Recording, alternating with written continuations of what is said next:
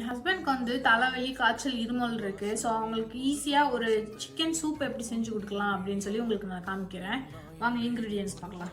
பெருதே காலங்கள் ஓய்ந்த பின்னும் காதல் என்ன, வாலிபம் தேய்ந்த பின்னும் கூச்சம்தான் என்ன, காற்றில் பறக்கும் காத்தாடி நானே 8 வயதாய் கூத்தாடினேனே, காய்ந்த இலை நான் பச்சையானே, பாலைவனம் நான் வேச்சியானே, காற்றில் பறக்கும் காத்தாடி நானே 8 வயதாய் கூத்தாடினேனே, காய்ந்த இலை நானும் பச்சையானே, பாலைவனம் நான் வேச்சியானே, வெண்மணி மலரே